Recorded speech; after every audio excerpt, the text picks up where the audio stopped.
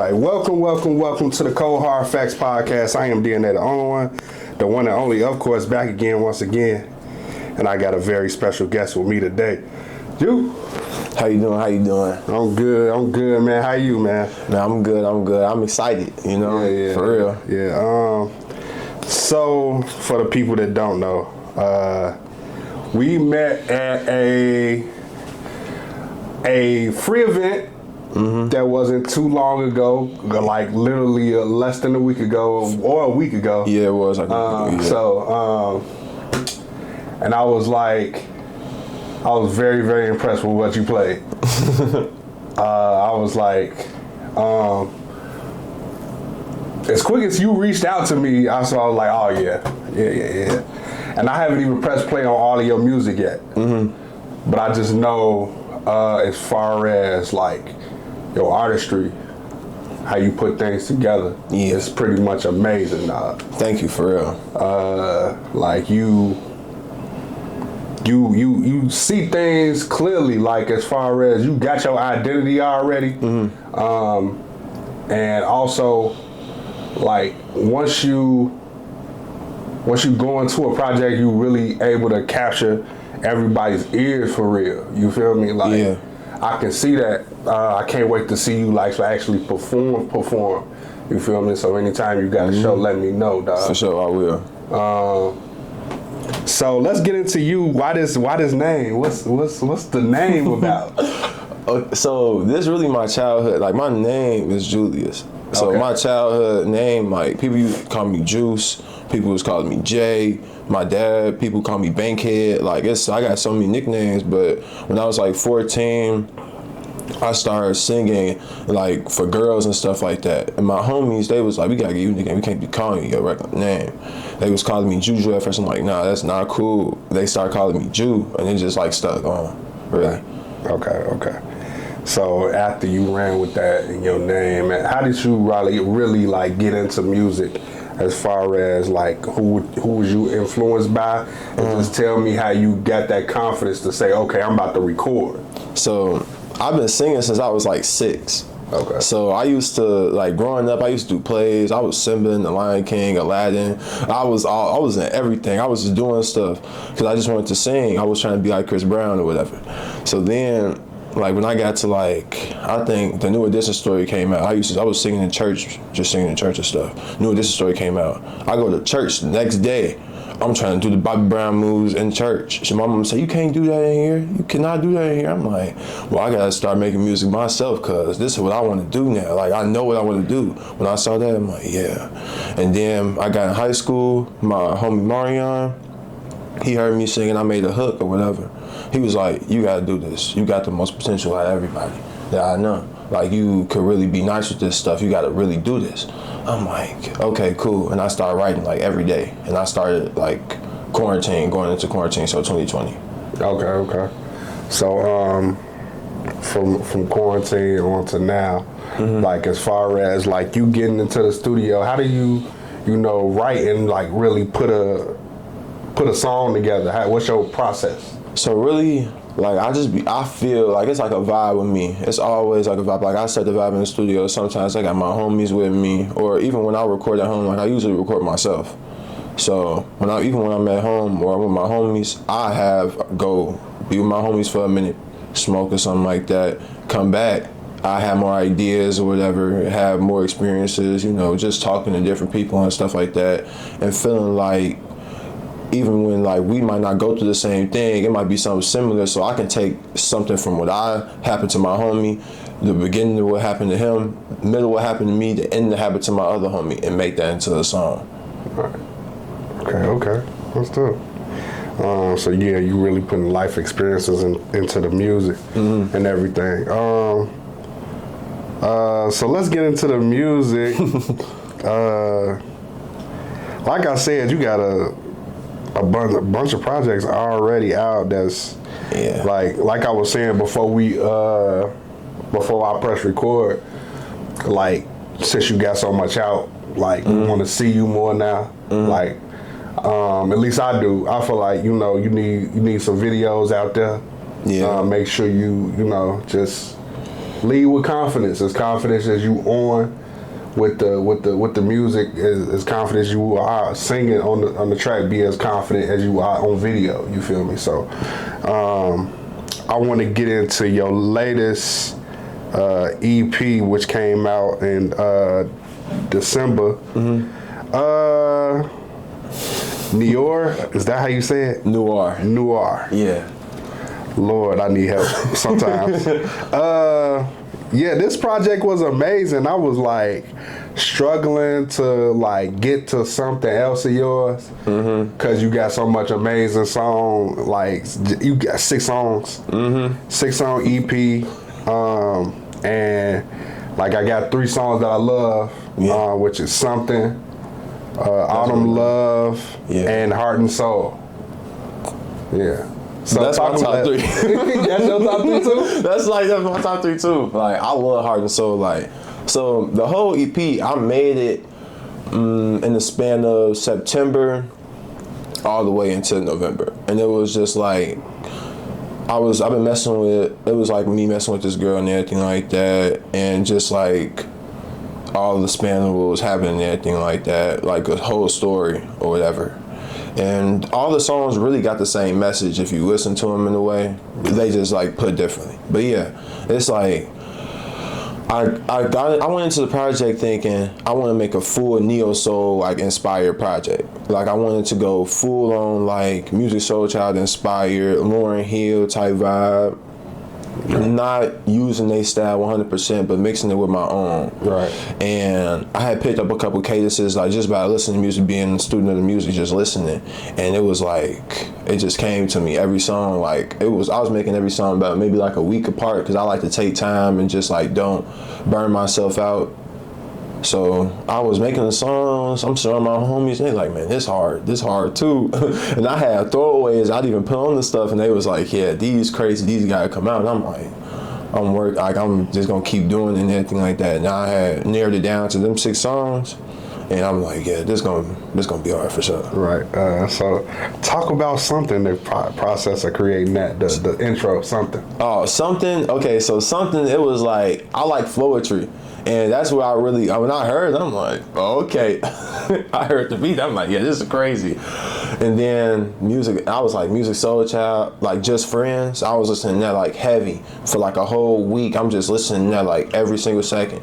So I had got it from there. I'm like, yeah, I can feel the bounce. I made the hook first. Like before I made anything, I made the hook is like, and that's rare for me because I usually go in verse first. And then I make the hook. But I made the hook first and I'm like, yeah, this is too hard. I posted it on TikTok. It did like pretty good with the snippet. I'm like, yeah, I'm gonna keep doing it. Everybody was like, you gotta drop this. So yeah, that was the first single from the EP. Okay. So yeah. Autumn Love with Angel Puenda? Yeah, Penuela, yeah. Penuela, okay. She like, okay, I found her off TikTok and we like mutuals and everything like that. I'm like, I gotta work with you. Once I made Autumn Love, I just sent it to her. But Autumn Love is like an introduction song. It's like, you see a girl from across the room or wherever you is and like you thinking like, I want to know her name. I want to really get to know her. But you don't know if she throwing outside. You know how females be women be sometimes. Like, you don't know if they gon', like how they gonna react. So it's all about the interaction. Like her verse is like contradicting mine. Hers saying like, don't be nervous, come up to me, like talk to me. But it's just like sometimes you just don't know, and that's why I'm like, I want to know your name. Like that's why I got that vibe. Like yeah. Y'all need more stuff. Y'all need more stuff. We making some, like we working on something right now. She from here? No. She not from here. Where's she from? I think she from down south. I think. Okay. Wonderful. Yeah. Shout out to her. She's doing amazing. Her voice is amazing. Yeah, she really hard for real. Yeah. Heart and Soul. Talk about that one. Heart and Soul, like I had got it from like actually, it's inspired by like Take Care Drake, like that type of like. I was going for like usually on all my projects I try to have a song where you can really hear me talking about like love and like heartbreak in a way. Like it's gonna be slower. I'm gonna really be saying like real lyrics, like where you gonna have to sit down and really listen. Like, man, he talking like he's saying a story or something. So I get that my writing from Drake sometimes, and cause like he wasn't like a really good lyricist. When he want to talk about how females do him dirty, or he want to tell a story about a female, he gonna make you feel like you right there with him. Right. So that's what I was trying to do with Heart and Soul. Yeah, that's dope. I get the picture. Yeah, that's one of my favorite songs. Like me and my best friend, we be playing that all the time. Like that's like one of them for real. Yeah, for sure. Okay, so we're gonna step away from the project a little. I'm gonna dig into your some other things. I'm gonna get a little messy. I ain't gonna get too messy. You feel me? First, who's your favorite artist right now? My favorite artist right now, like that's new. Yeah, that's new. I can't say myself, right? No, you can't say yourself. I would say like K1. I like K1. I like Destin Conrad and like Leon Thomas. Absolutely, that's a fire list. Yeah. That's a fire list. Yeah, for sure. They be going crazy. Like I got put on to them. Like each one of my friends. Well, I've been knew about Leon Thomas, but my friend had put me on Destin Conrad, and my female homie, she had put me on to K1, and I'm like, yeah, these people are crazy. And it was right before they had their run this year. It was like early 2024 when I heard about them. I'm like, yeah, I'm glad I found out about them now. Then they going crazy now. So yeah. So when did you know for sure that you want to do this long term? I've been wanting to be a singer my whole life. Like I didn't want to do nothing else, but I would have like little careers. You know, when you're a little kid, you want to do different stuff. Like I still got like different hobbies I want to do, but music has always been my thing. Like I wanted to sing. Like ever since I knew, like I was in front of my grandma and my mama, and they was like, yeah, you can sing. We finna put you in the choir at church. I wanted to be a singer. I wanted to perform on stage. I used to stand in front of the TV and look at Chris Brown videos and memorize the songs, and memorize the music, like learn everything. Like I used to be in front of the TV. I couldn't dance good Chris Brown, but I used to be in there. I could do all the Neo moves though. I was doing all the moves and everything like that. I had hats, flipping the hats and everything. Like it was crazy, but I always wanted to do music. Yeah, dope. Do you want to get signed? It depends. Like it depends on how the deal is and how I feel about the partnership in a way. Right. Because I will always want to have 100% control over my music. Okay. So let me ask this. This is my next question. Do you feel like R&B is such a lost art that it doesn't warrant a deal to be attached? I don't feel like R&B is technically lost. I just feel like the original recipe is. Oh, explain that more. Go deeper than that. Yeah. So, like, you see a lot of rappers, like, Drake has R&B hits technically. Like, some people would consider, like, J. Cole has an R&B song, like Work Out. Sometimes Kendrick sing, but people messed up, like, the meaning of R&B. Like melodic rap sometimes gets taken as R&B, but Ja Rule was never an R&B singer. Right. He was a melodic rapper. So I feel like people have lost like the original recipe because now they think that you can just get on and say a couple love and punchlines and you sing it with auto-tune. That's an R&B song. No, that's not what R&B is. I got you. Absolutely. Let's see. What do you feel your biggest accomplishment in music is so far? So far, like, I've been like noticed in public, and that's the biggest thing to me. Like getting noticed in Chicago is crazy because Chicago people don't never walk up to you and say, "Yo, you something from something." Like I'm like, they say, "You Drew from TikTok." I be seeing your stuff, and I'm on the bus. I'm like, "Yo, this is crazy." And then I go down. I'm walking down here, and somebody be like, "Yo, I be seeing your TikToks, man. I love your song." I'm like, that's crazy because, you know, I'm just thinking, yo, I'm just me. And y'all like my stuff, and it's like, it's so surreal. It's like, wow. Yeah, that's dope. Okay, let's go back to the music. So, this music adjacent is still music. Yeah. LNV Productions, that's you, right? Yeah. So what does that mean? It's late night vibe. Like, okay, so my homies and everything like that.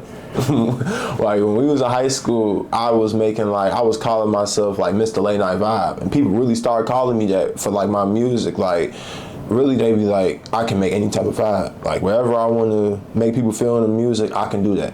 So like people call me Mr. Late Night Vibe. Like I usually say that my music is good for car rides, like road trips and stuff like that. Like if you like somewhere and you want to like feel isolated, or even if you want to feel like somebody with you, my music got that for you. Dope. Okay.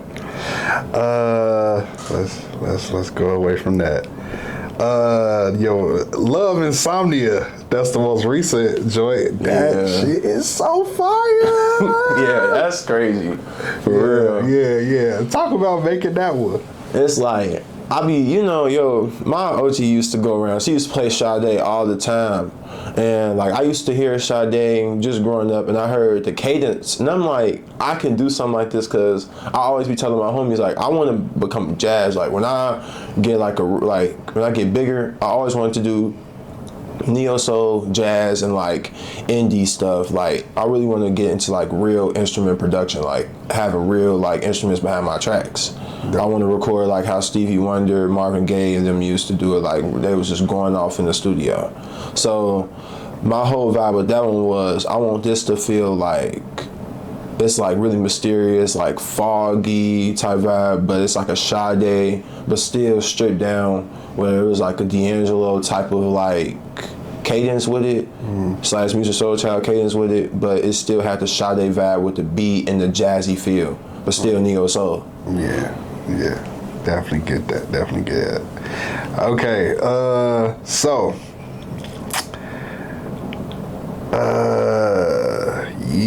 this next project, Things I Never Said. Talk about that title first. The Things I Never Said, it was about, it's a lot of songs, and it's about a lot of people. So it's just like some songs I'm talking about two different females and like maybe like the chorus and the verses. But overall it was just about like if I ended things the wrong way, or if we ended things on a bad note, these are some things that I just wanted to like say to you, or these things I had to get off my chest. Like the first song, Hello, that's about how I didn't speak to a girl on the train, and I ended up seeing her again, and she was like, man, I wanted to talk to you, but like I never got a chance. You never walked up to me, and I'm like, dang, I should have said hello. And then that's how I made the song. Yeah, cause okay, I definitely didn't get past hello. Oh yeah, cause I've been like, that's when I'm just like trying to notice how you start off a project, and it's totally different. Both fire. I also listen to Blue. I haven't listened to Emergency yet. But we can definitely talk about that a little bit. But back to Things I Never Said. Who is the Harma Experience Project? What's that? Oh, that's just like the people I had collaborated with to like, in a way to like release Producers? it. Yeah. Oh, okay. So yeah, they fire. That hello. Of course, I ain't get that far deep into the project to know what else they doing, but yeah. Yeah, the whole project really came about because I was trying to make something for my 21st birthday.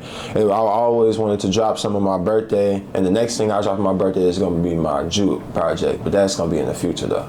Okay. But it's just like I wanted to really like capture like R&B, no matter like what type of R&B it was. Like I had the Afro beats on there, like I did like it was like everything. I felt like it was like Drake type stuff on there.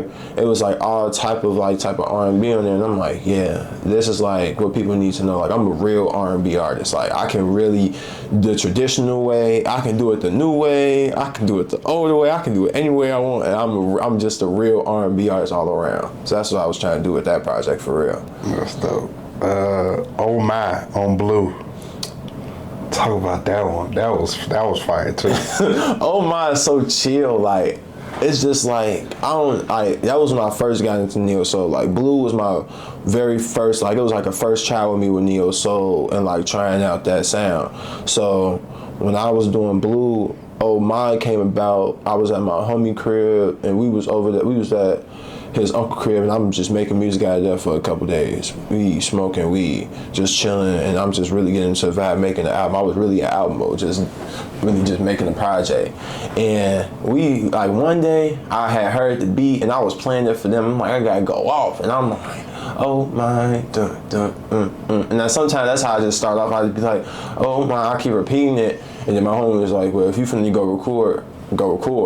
Right. And I'm like, okay, cool. So I had, fixed me some tea or whatever, went in the room, went to record, and it just flew out. Like, I made that song about, I think, 30 minutes. And then, but it took like an hour, like, to record the full thing, but I wrote it in like 30 minutes. Yeah, that's dope. That's dope. So, okay. So, back to Noir. Yeah. Okay, I'll make sure I gotta say that shit right. Yeah. Yeah, man. This project is so amazing. I haven't even gotten to everything, but I would just want to say to you that as far as like just artists, you just made me want to like dive deeper into your things, like. That's why I was like, man, I gotta listen to at least the intro on each project, because it seemed like you really comfortable in your space. Yeah. And that's good. Comfortability is also, the enemy. You feel me? So don't get so comfortable that you like. But I know you said you can go into Afro beats. You got a lot more stuff. For real. Know what I'm saying? So I can't wait to hear more. Like, and I'm just at the surface. So. Talk about Out in the Rain. Out in the Rain, oh yeah, that's about how a girl had blocked me. I went over to her crib on some dumb stuff, but it's like a real wild story, cause like at the same time, I had went to Springfield, and I ended up helping my grandma for like a month or two or whatever. And when I had came back, like I was talking to this girl or whatever when I was down there, and when I had came back, I got straight into the album. I was making Blue. And it wasn't like, sometimes I shut myself off when I make my music and stuff. She ended up blocking me. And it was about that. Because she had came up and I had saw her in public, and I'm like, dang, maybe in another life, like, you could be mine. And we could do this right, because, like, sometimes you always had it, like, from just talking to older people, everybody always say you gonna always have that one girl, you be like, maybe in another life, right? Right. So I had just made something, just trying to be relatable again, and like off my situation though. Absolutely. Yeah. Okay. So how do you stay inspired to do it?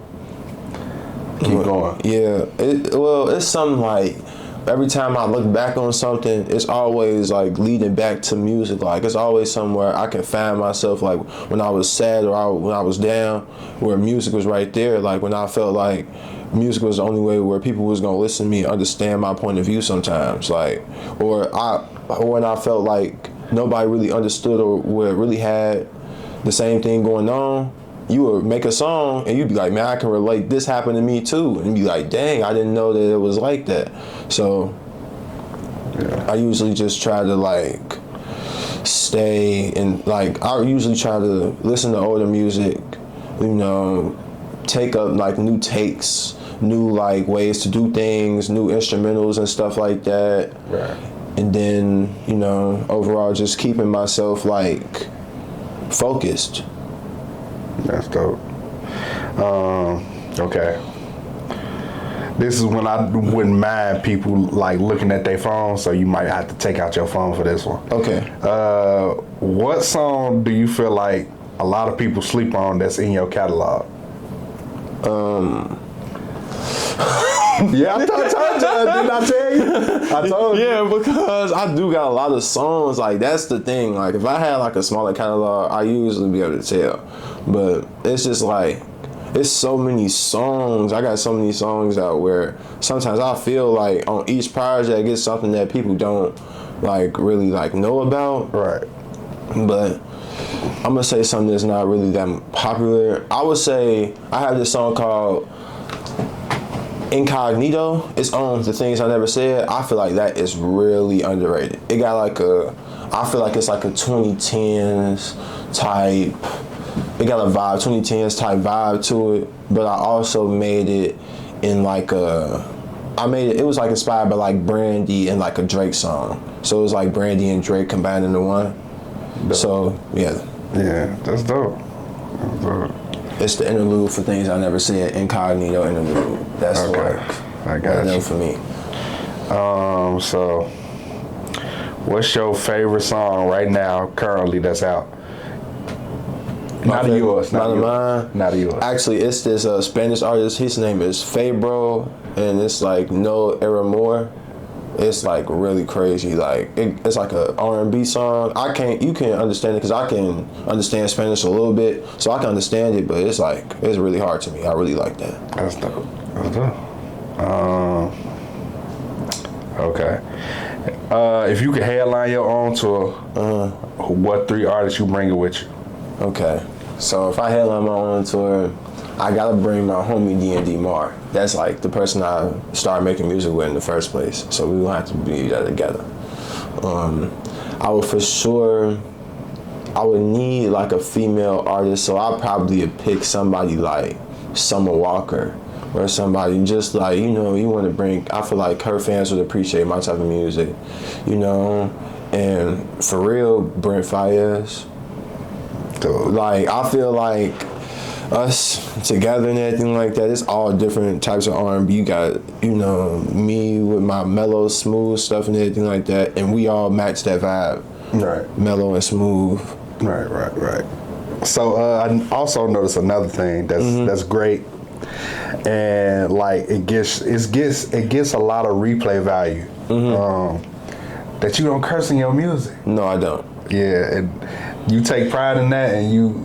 At first I really wasn't even noticing. Like, I just be making, because I know my OG listen to my stuff, my grandma listen to my stuff, like my mom posts my stuff on Facebook all the time, my whole family see my stuff. I be trying to not even be respectful because it's my music, I'm going to say whatever I feel like, but sometimes I might say like, a curse word, but it's not nothing like vulgar, like really crazy. I don't ever say the B word in my stuff or nothing like that. Right. But yeah. Yeah, that's dope. Yeah. I mean, keep it that way. Because I did not know this. And majority, like now, since I'm like knowing my fan base, older people, and they really do appreciate that though. Yeah. Because in R&B music, they like back in the day, they was not cursing. Right. Exactly. Yeah. That's why I like your stuff is like universal. You can just like have it. It could be playing in a coffee shop. You feel me? Like, yeah. You know what I'm saying? Well, yeah. That's a good thing. That's a great thing. So, yeah. So as far as these projects that you have out right now, or the most recent song, Love Insomnia, what do you feel like is your best song to shoot a music video for? My best song to shoot a music video for, I feel like my stage right now, Love Insomnia, because I got like a real idea for it and everything like that. Like I really know how I want to play it out and like really visualize the art, Yeah, that's dope. Okay, producers that you want to work with? Darkchild. I want K1 to produce. I want to work with her too. I need to work with Donnell Jones. People don't know like that he really produced some classics. I want to work with Raphael Sadiq. I want to work with Pharrell, Chad. I got like a lot of people. Jay Dilla. Like I want to work with I want to work with all the legends. I want to work with this guy. His name 808 Too Fly. He kind of popular right now. He working with a lot of new R&B artists. I want to work with him. Dope. But I'm always looking for new producers to work with. I love just collaborating with music. Like. Yeah. I see that. I ain't got no more questions for you. If you want to give shout outs, you can. Oh yeah, man. Without my homie D&D Mar, I won't be making music, so I always try to shout out my boy. So yeah, shout out my boy, shout out to me, whatever. I make neo soul music, like mixed with jazz and like R&B. I like to call it contemporary soul, because we just came up with that like 2 months ago, me and my homies, Contemporary Soul, and it's just like mixing every form of like R&B, like soul music, and just combining it together and just making something that everybody can vibe to and love, all generations. Okay. So yeah, that's my vibe and everything like that, and that's who I am as an artist. For sure. Yeah, you definitely ain't slacking in that in the artistry department. So like I always do, every single episode, I leave my watchers, my listeners, even the person that I'm interviewing with this. Appreciate your haters because they love you just as much as the people that love you do. We out.